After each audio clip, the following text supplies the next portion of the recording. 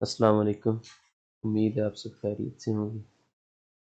तो पहले तो हमने अभी तक वेब स्क्रैपिंग के बारे में देख लिया है कि ब्यूटीफुल सूप के साथ किस तरह वेब स्क्रैपिंग करनी है और इसको किस तरह यूज़ करना है, प्रोजेक्ट के अंदर किस तरह यूज़ करना है और इसके क्या-क्या फ़ायदे हैं। लेकिन ब्यूटीफुल सूप जो है ये इसके काफ़ी यानी कि थोड़े बहुत डिसएडवांटेजेस भी हैं।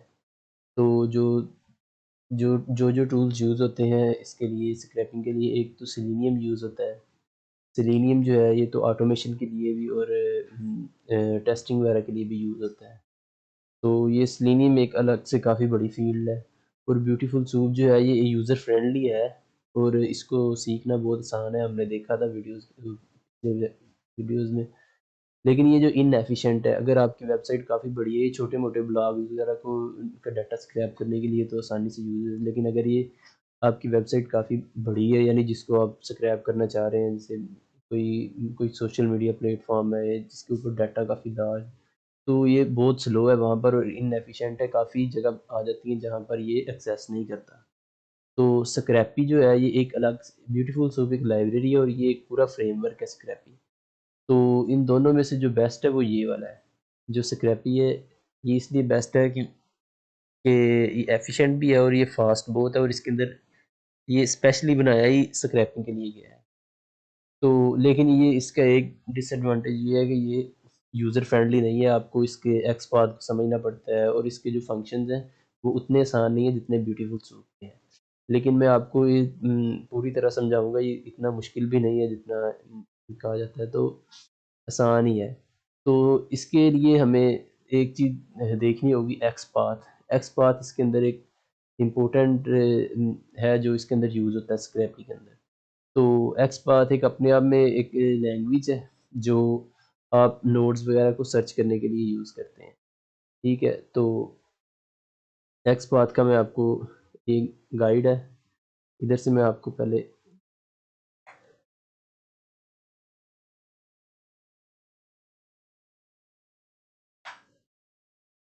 प्लेग्राउंड में ले जाते हैं इधर। ये एक्सपाथ का प्लेग्राउंड है। ठीक है? अभी मैं आपको बता देता हूँ कि एक्सपाथ किस तरह काम करता है। ठीक है? ये तो यहाँ पे रख लेते हैं। तो सबसे पहला जो है, अगर आपने किसी भी टैग को सर्च करना है, तो मसलन मैं चाहता हूँ इसके अंदर से आपने ये भी टैग्स को फ़िल्टर करने के लिए काम आता है। एक्सपाथ आप बनाएँगे तो इसी के लिए काम आता है। आप चाहते हैं कि आपने किसी भी टैग को सर्च करना है, यानी आप चाहते हैं आप हेड टैग को सर्च करना है, तो आपने सबसे पहले इधर एक्सपाथ आपका किस तरह बनेगा, डबल फॉरवर्ड स्लैश और हेड लिख देना है आपने। तो वो देखें वो हेड लेके आ गया है, यानी कि जो हेड यानी ये सिलेक्ट करके लाया, ये रिज़ल्ट इसके अंदर आपके पास ये आना था। तो अभी मैं क्या करूँगा, ये जो पैराग्राफ है ना, इसको ठीक है, एक पैराग्राफ ये, तो इधर एक h2 का टैग बना देता हूँ।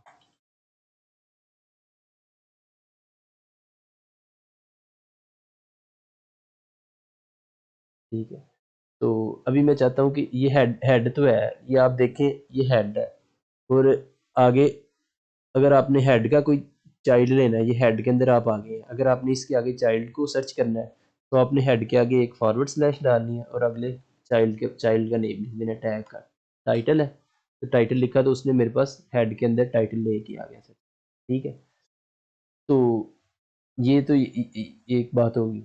उसके बाद अगर आप चाहते हैं कि आप बॉडी के अंदर से कुछ लेना चाह रहे हैं, मसलन ये पैराग्राफ आप उठाना चाह रहे हैं, तो आप देखेंगे कि आप सिर्फ टी लिखेंगे ना अगर, यानी कि अगर मैं लिखता हूँ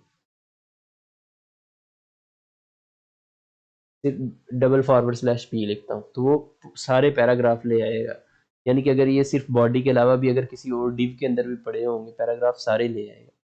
तो अगर आप इधर से फ़िल्टर भी करना चाह रहे हैं, इनको हम अगर इस तरह सेपरेट कर लें, मैं इसे कहता हूँ H2 और मैं 2 को इधर ला ले आता हूँ। 2 H2 के टैग के अंदर मैंने रख दिए हैं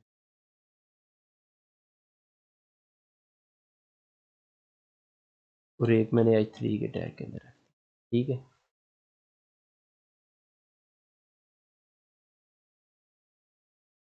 ठीक हो गया। तो अब अगर मैं पी सर्च करता हूँ, ये जब डबल में फॉरवर्ड स्लैश लगाता हूँ तो इसका मतलब है कि पूरे जहाँ जहाँ भी पी पड़ा हुआ है ना, इसके ऊपर कोई कैद नहीं लगाई मैंने। इसने कहा जहाँ जहाँ भी पी पड़ा हुआ है उठा के ले आओ, ठीक है। तो ये ले आएगा। यानी अगर मैं सबसे पहले लिखता हूँ बॉडी, फिर आगे मैं लिखता हूँ डबल फॉरवर्ड स्लैश पी, तो ये जब बॉडी के अंदर आके लिखा है तो ये दिखेगा कि बॉडी के अंदर किस किस जगह पर पी पड़ा हुआ है। अगर आप सिर्फ एक फॉरवर्ड स्लैश लगा के लिखेंगे तो अच्छा, ये शुरू में हमने डबल नहीं लगाया, एक डबल फॉरवर्ड स्लैश बॉडी, ये बॉडी सारी की सारी आ गई। अब आप चाह रहे हैं पैराग्राफ लेना है, आप फॉरवर्ड स्लैश पी देंगे तो ये कितने पैराग्राफ लेके है, 3 para, this is first paragraph. अब आप यही लगा लें, ये कौन से पैराग्राफ लेके है जो एच एच के टैग के अलावा पड़े हुए हैं। ये 2 पैराग्राफ ये वाले पड़े हुए हैं जो हमारे एच हमने किसी टैग के अंदर नहीं रखे, ठीक है। और एक पैराग्राफ ये वाला पड़ा हुआ है, ये भी हमने किसी टैग के अंदर नहीं रखा, ठीक है। जब हमने एक फॉरवर्ड स्लैश लगाते हैं ना तो वो देखता है कि इसका डायरेक्ट चिल्ड्रन अगर ये है तो वो उठा लाओ, ये बॉडी का डायरेक्ट चिल्ड्रन अगर है। अब ये वाला H2 टैग तो बॉडी का डायरेक्ट चिल्ड्रन है, ये P टैग भी बॉडी का डायरेक्ट चिल्ड्रन है, लेकिन ये जो ये H2 टैग है ये तो इसका डायरेक्ट चिल्ड्रन बन रहा है, लेकिन ये H2 का आगे चिल्ड्रन है ये वाला P, ठीक है। तो ये उसको नहीं उठाएगा, ये डायरेक्ट चिल्ड्रन जो बन रहा है सिर्फ उनको उठाएगा उठाएगा। लेकिन अगर हम चाहते हैं कि इसके चिल्ड्रन में जहाँ कहीं भी आता है, यानी चाहे वो उसके डिसेंडेंट्स में थर्ड डिसेंडेंट पे आए, यानी इसके चाइल्ड के आगे चाइल्ड के आगे चाइल्ड में भी हो तो पैराग्राफ उठाना हो, तो फिर हम इधर लगाएंगे double forward slash. Double forward slash का मतलब है कि बॉडी के नीचे जहाँ भी पड़ा हुआ है सारा उठा लाओ, लेकिन एक का मतलब है कि इसके सिर्फ जो फर्स्ट चाइल्ड है उनमें से उठा के लाओ, ठीक है। उसके बाद ये हो गया। उसके बाद अगर मैं सर्च करता हूँ H2 को, ठीक है, H2 के मेरे पास ये है। अब मैं चाहता हूँ कि मैं H2 के अंदर जो है ना, H2 को फिल्टर करना चाहता हूँ। H2 एक मेरे पास ये भी है जिसके अंदर this is the first paragraph लिखा हुआ है, और एक ये भी है जिसके अंदर एच यानी इसके अंदर H2 की क्लास रख देते हैं, यानी जिसके ऊपर उसको फिल्टर करना है। इधर मैं एक क्लास रख देता हूँ,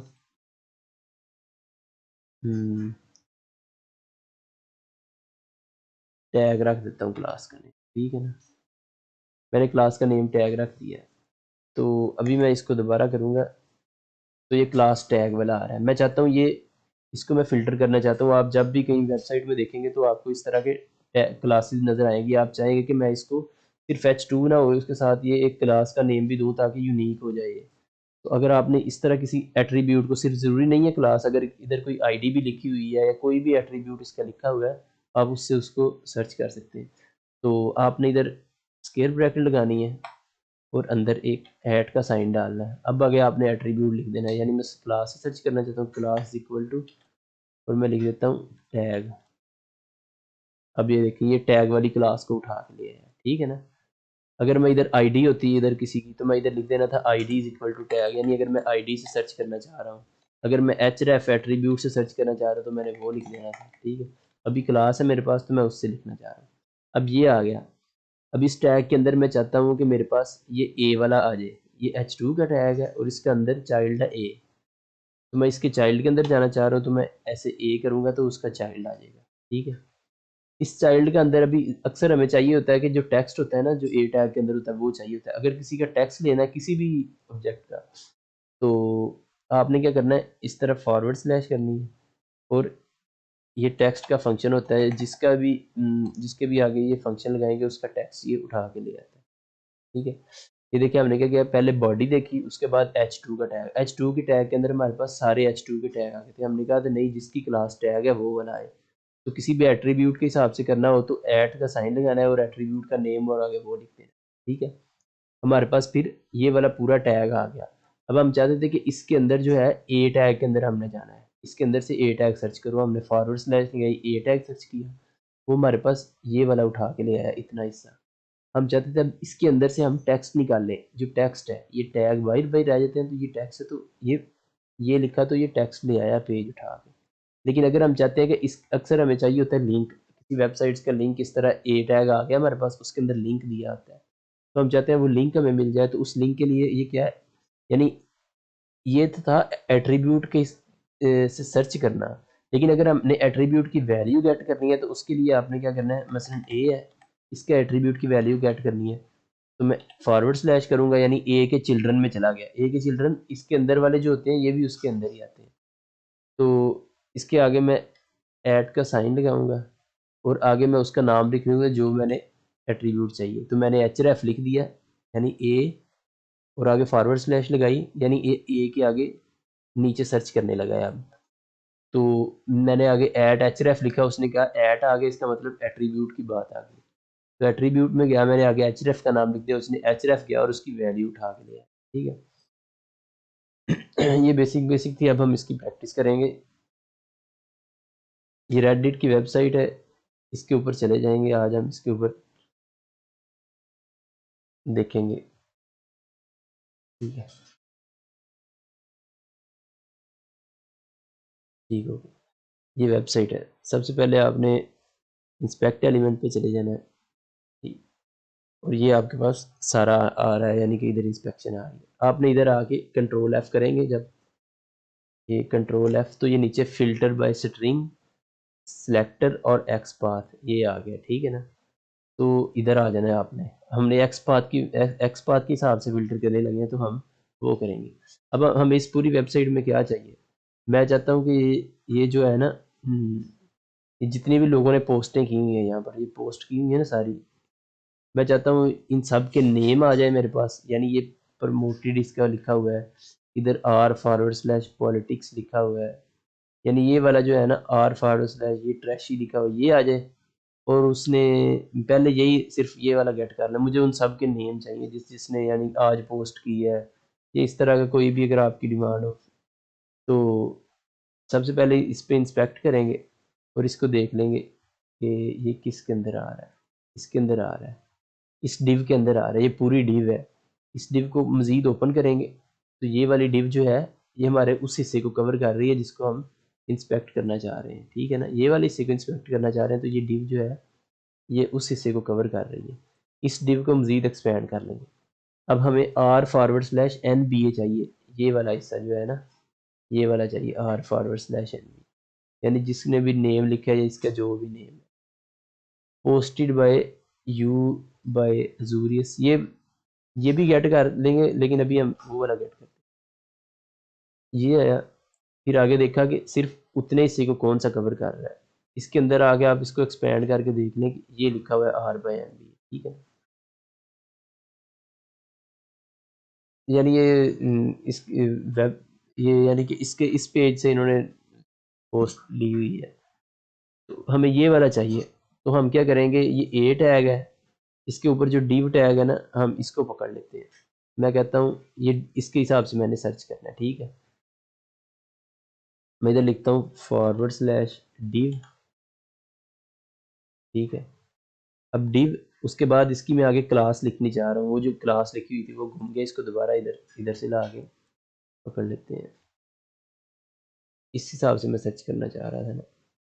अच्छा, ये भी क्लास है, इससे हिसाब से सर्च कर डिव सर्च की। उसके बाद मैं चाहता हूँ ये क्लास भी आ जाए, क्योंकि ये डिव सर्च की तो इधर आप देखें रिजल्ट आपको शो हो रहे हैं 1/2000, यानी 2503 में से ये पहला है। अगर आप इसको नीचे करेंगे ये उसका दूसरा दिखाएगा, तीसरा, चौथा, यानी सारे ये जो टैग हैं वो वाले दिखाता जाएगा। तो लेकिन हमें जो है अपना, इधर गया वो वाला, ये वाला ही चाहिए था। इसी के ऊपर हम अपना डेमो कर रहे हैं। तो ये वाली क्लास थी, हम इसका, इस क्लास का वो चाइल्ड था, इसको हम एडिट एज HTML करेंगे। ये क्लास का नेम उठा लेंगे, क्या लिखा हुआ था जो भी कॉपी किया। इधर आके मैंने बताया था अगर एट्रीब्यूट में सर्च करना हो तो किस तरह करते थे, ये देख लें। एट्रीब्यूट में सर्च करना हो, स्केयर ब्रैकेट लगाई, एट, आगे एट्रीब्यूट का नेम और जो उसकी वैल्यू है, तो हम स्केयर ब्रैकेट लगाएंगे, @ लिखेंगे और ये लिख दिया। ये देखिए, अब इसके कितने रिजल्ट इसने फिल्टर, 2503 थे पहले, अब फिल्टर करके कितने आ गए हैं, 1 ऑफ, यानी 6613 में से ये पहला रिजल्ट है। ये इतने यानी फिल्टर करके ले आया है। तो अब ये आ गया, ये किसी इमेज का, ये पहला जो आया है ना, ये इस इमेज का आया है। ये देखो आर बाय मूवीज है ना, ये उसका दिखा रहा है, ठीक है ना। तो हम उसी पे चले जाते हैं। यानी ये यहाँ तक का आ गया हमारे पास। अगर ये इसी को ही देख लेते हैं पहले को, ये ये हम यहाँ तक पहुँच चुके हैं, ठीक है। ये यहाँ तक का आ गया, लेकिन अब हमें अंदर जाके ये आर फॉरवर्ड स्लैश मूवीज है, अभी तक ये इसने इस जगह को पकड़ा है। हम चाहते हैं ये अपने चाइल्ड में जाए और वहाँ से आर, ये जो नेम है ना, ये हमें ये ला के दे। तो इसके चाइल्ड में जाने के लिए बताया था, अगर निचले पहले चाइल्ड में यानी फर्स्ट चिल्ड्रन है, तो आपने एक फॉरवर्ड स्लैश देनी है। और आगे मैं लिख देता हूँ इसका चाइल्ड ए के अंदर है, ठीक है ना। तो ए जो चाइल्ड है, मैं कहता हूँ उसके अंदर चले जाओ। वो देखें ए वाला येलो हो गया, रन टाइम पे वो कर रहा है, ठीक है। अब मैं चाहता हूँ ए वाला तो येलो हो गया, ये अब पूरे को इसने हाईलाइट किया हुआ है। लेकिन मैं चाहता हूँ कि जो सिर्फ ये वाला इसका जो अंदर वैल्यू है ना एट्रीब्यूट की, मुझे सिर्फ वो चाहिए। तो मैं क्या करूँगा, वैल्यू लेने के लिए मैंने क्या बताया था, मैं फॉरवर्ड स्लैश करूँगा और मुझे एच रेफ की वैल्यू चाहिए थी। मैं करूँगा ऐट एच रेफ, और ये एच रेफ की वैल्यू आ गई है। ये आपको भी ये पूरे का पूरे को येलो शो कर रहा है। इसका यही है कि ये जो है पूरे टैग को शो करता है येलो एक टाइम पे, एक टैग को पूरे को, यानी अंदर एट्रीब्यूट्स तक नहीं ये शो करता। लेकिन ये आपका इस तरह आपका उसका टेक्स्ट आ जाएगा। अगर आपने मज़ीद देखना है तो आप इसको करें, एडिट एज एचटीएमएल करें, इस पूरे को कॉपी करें, इधर ला के पेस्ट कर दें, ठीक है। ये आ गया इधर, और अब हम देखेंगे ये जो हमने लिखा था इसको ले आएंगे उठा।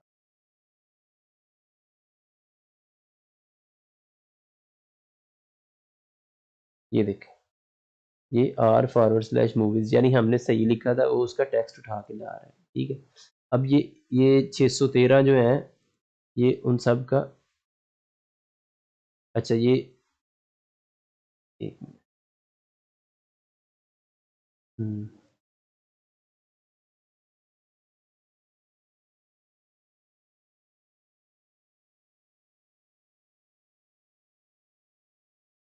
ये वाला उठाया। अब ये दो चीज़ें उठा रहा है, ये भी उठा रहा है, और ये यानी जिस यूज़र ने इसको पोस्ट को शेयर किया है, जो भी किया है, उसका नेम भी उठा रहा है, वो भी इसके अंदर ही दिया हुआ है। ये मैं देखता हूँ, ये ऊपर किया, ये वाला था ना हमारा एट का टैग और उसका एच रेफ। ये देखें, ये चाइल्ड, ये क्लास हमने टारगेट की थी, और उसका जो चाइल्ड ए है उसको टारगेट किया और उसका एच रेफ लिया। लेकिन इसी क्लास के अंदर एक और चाइल्ड ए भी पड़ा हुआ है कहीं,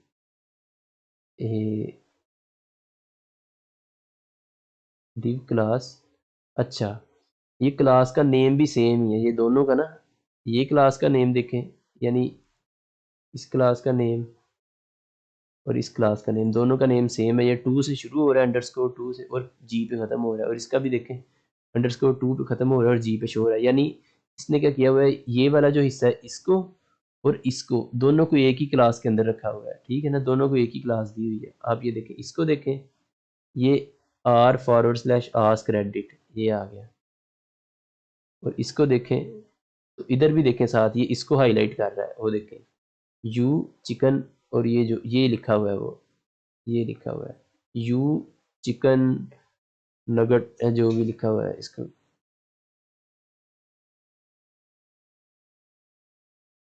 ठीक हो गया। तो मैं चाहता हूँ मुझे वो सिर्फ पहले वाला ही चाहिए, तो उसके लिए क्या करेंगे हम, इसके अंदर और कोई यूनिक चीज़ ढूंढनी पड़ेगी। ये देखें, ये क्लास तो है इसकी, दोनों की सेम है ऊपर वाली। अब नीचे ए टैग आ गया, ए टैग के अंदर, इसके अंदर देखें, इसके अंदर डाटा क्लिक आईडी है, इसके नाम से एक चीज़ है जो इसके अंदर नहीं है। इसके ए टैग के अंदर देखें, तो इसको मैं ऊपर ले जाता हूँ, इसके ए टैग के अंदर क्लास ये वाली है, लेकिन वो डाटा क्लिक आईडी वाली चीज़ नहीं है। तो हम इसके अंदर ए टैग जो है, इसके अंदर एक और चीज़ हम ऐड कर देंगे, हमें ये भी चीज़ चाहिए। मैं इधर से कॉपी कर लूँगा, ये वाली जो चीज़ है ना, ये वाली, इसकी यूनिकनेस यानी उसके साथ लगाओ, ये भी फिल्टर के अंदर डालो ताकि मुझे सिर्फ वो वाले आ सके। तो मैं ए टैग का एट्रीब्यूट लिख रहा हूँ ना, ए टैग के अंदर से सर्च कर रहा हूँ, तो मैं यहाँ पे लिखूंगा आगे हैट, और आगे कंट्रोल भी कर दिया, डाटा क्लिक आईडी, और इसको आगे देखते हैं, हो गया सही, ठीक। अब इसको करके देखते हैं। ये देखिए नीचे किया, ये ये इधर देखें, आर और आस्क रेडिट पे जा रहा है, साथ साथ उधर स्क्रीन पे देखें, ये नेक्स्ट पे चला गया, ये नेक्स्ट पे चला गया, नेक्स्ट पे गया, नेक्स्ट पे गया, नेक्स्ट पे गया, यानी ये उनको कर रहा है, यानी उसकी जो है डाटा सारा वो फेच करने लग गया इस सभी का, ठीक है।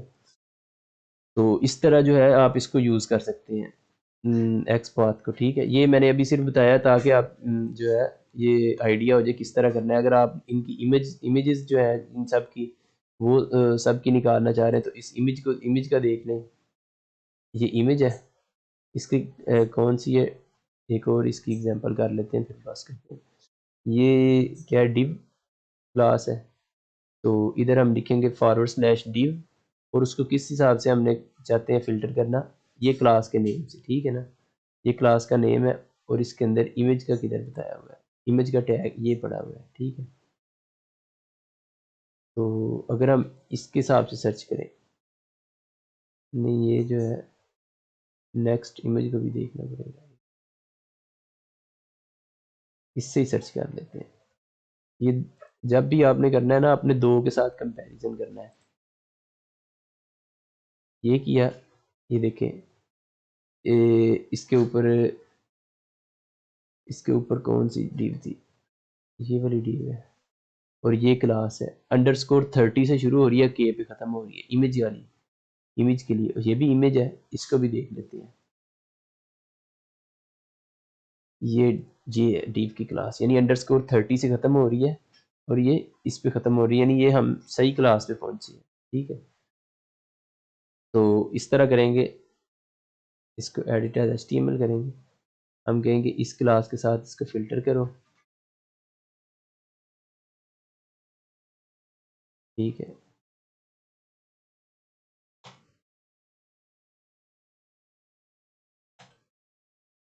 ये देखें, वो ये ले आया, ये वो वाली क्लास आ गई इमेज वाली,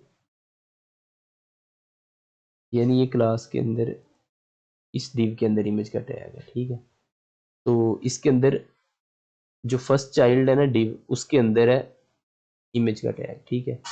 तो अगर आप तो डायरेक्ट इमेज का टैग चाह रहे हैं, देखें, अगर मैं सिर्फ एक फॉरवर्ड स्लैश लगा के इमेज का टैग सर्च करूंगा, तो वो जो है वो ज़ीरो दिखा रहा है, क्योंकि फर्स्ट चाइल्ड पे नहीं है, ये इसका सेकंड चाइल्ड है, इसका फर्स्ट चाइल्ड ये वाली डिव है, ये वाली जो डिव है हमारी, इसका फर्स्ट चाइल्ड ये वाली डिव है, ठीक है। तो मैंने बताया था, जब जब सिर्फ एक स्लैश लगाते हैं ये अपने फर्स्ट चिल्ड्रन देखता है, ठीक है, और इसके जितने भी सिबलिंग्स होंगे ना ये उनको देखेगा। लेकिन अगर हमने उसके आगे चाइल्ड में देखना है, तो हम डबल फॉरवर्ड स्लैश लगा देंगे और कहेंगे कि ये जो पहले वाली डिव है हमारी, ये वाली जिसको हमने रेफरेंस बनाया है, इसके चिल्ड्रन के आगे चिल्ड्रन किसी में भी हो तो आप उठा लाओ। तो ये डबल फॉरवर्ड स्लैश लगा देंगे, तो देखे वो इमेज के टैग तक पहुंच गया, ठीक है। तो इमेज के टैग के अंदर से अब हमें हमें क्या चाहिए, यहाँ से हम चाहते हैं कि जो इमेज का लिंक है ना जो इन्होंने दिया हुआ है, वो वाला चाहिए। एक मिनट, मैं इसको ये ख़त्म करता हूँ, ताकि इसके ऊपर ये सोर्स सोर्स चाहिए हमें, ठीक है।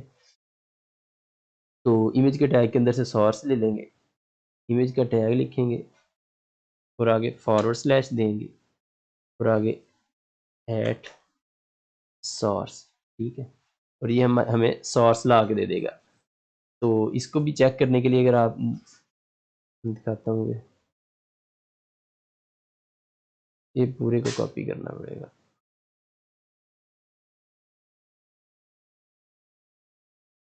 तो इधर से लेके जाते हैं।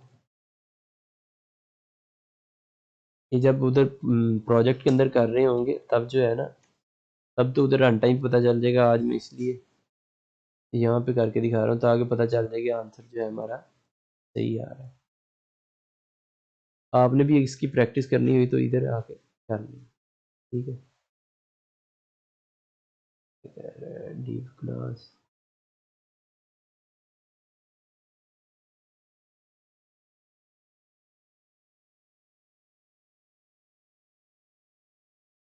Invalid example,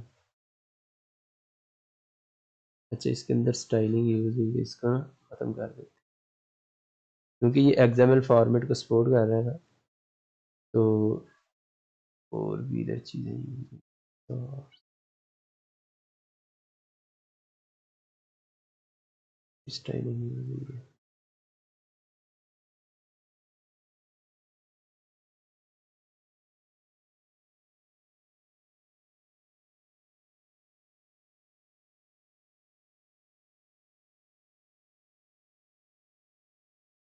div image or underscore to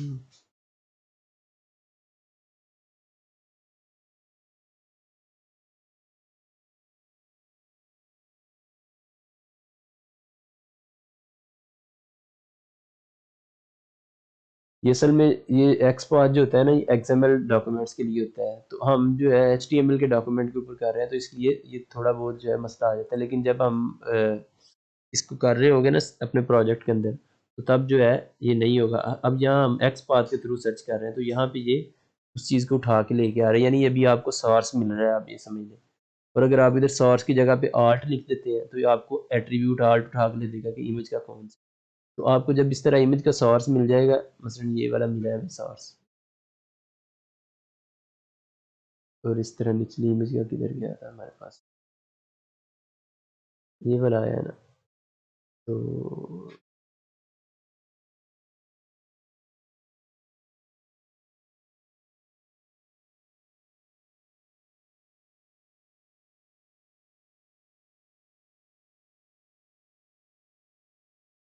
image का सोर्स कॉपी करते हैं।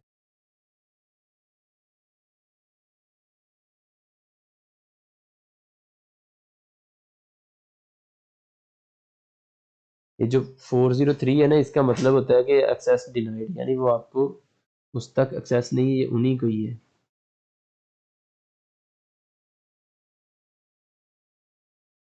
तो इस तरह ये आपके पास आ जाएगा। ठीक है, ये इतना ही था आज के लिए। आप इस तरह इसकी प्रैक्टिस करें, एक्सपाथ का आपको होना चाहिए। अब ये जो रन टाइम पे लोडिंग हो रही है ना, ये ये देखें, एक मिनट, मैं दिखाता हूँ। एक पेज होता है जो स्टैटिक है, मसलन मैंने विकीपीडिया का पेज निकाला है, ये पेज निकाला है, ये एक ही टाइम पे पूरे का पूरा लोड हो गया आ जाएगा। इंग्लिश निकाल, ये पूरे का पूरा एक ही टाइम पे लोड हो जाए, यानी ये पूरे का पूरा लोड होके आ जाएगा। ये नहीं कि मिनट बाद, ये थोड़ी थोड़ी देर बाद नीचे को रेंडर हो। लेकिन अगर आप फेसबुक खोल लें या इस तरह की कोई चीज़ होगी तो जैसे जैसे आप नीचे जा रहे होते हैं पूरा अन टाइम पे आपको वहाँ से उठा के ला के दे रहा होता है।